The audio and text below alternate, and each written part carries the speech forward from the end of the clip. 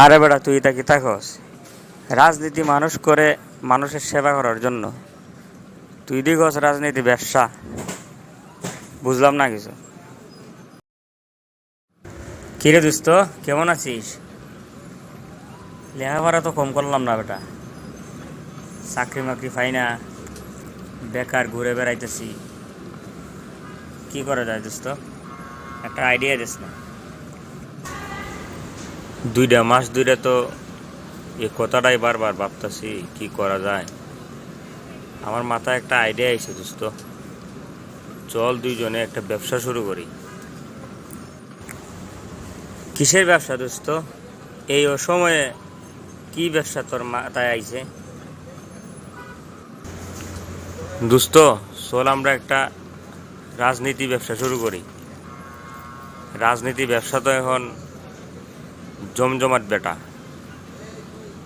তুই খবর রাখস এই ব্যবসার কি অবস্থা এখন? আরে বেটা, তুই তা কি থাকস? রাজনীতি মানুষ করে মানুষের সেবা করার জন্য। তুই দিগস রাজনীতি ব্যবসা। বুঝলাম না কিছু। আরে দোস্ত, সেবার নামে মানুষের মন জয় কইরা সরকারের ফান্ড থেকে টাকা আইন নেয়া, বিভিন্ন প্রতিষ্ঠানের কাছ থেকে টাকা আইন নেয়া, কিছু জনগণের নামে খরচ কইরা বাকিটা ফকটের দোকানের নাম হইতো বেটা রাজনীতি। বর্তমানে যেটা চলতেছে আর কি, তাহলে এটা ব্যবসা হইল না?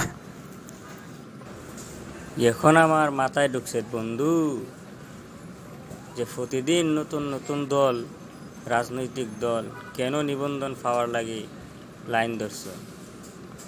বুঝতে পারছি দোস্ত, বুঝতে পারছি। তবে বন্ধু, একটা কথা মনে রাখিস, আমি বেকার হইতাম পারি, কিন্তু আমার মনের ভিতরে কিন্তু দেশপ্রেম আছে, সমাজের প্রেম আছে। আমি বিশ্বাস করি রাজনীতি না করলেও দেশের সেবা করা যায়, সমাজের সেবা করা যায়, মানুষের ভালোবাসা পাওয়া যায়। তুই তোর রাজনীতি নিয়ে তাক, দেখি চেষ্টা করে কোনো কিছু একটা করতাম পারি কিনা।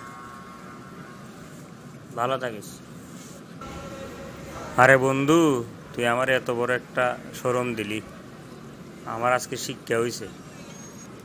আমি এখন থেকে নিয়ত করলাম, রাজনীতি আমি করবো, কিন্তু ব্যবসার জন্য না, মানুষের সেবা করার উদ্দেশ্যে রাজনীতি করবো। ঠিক আছে দোস্ত, তুইও ভালো থাকিস।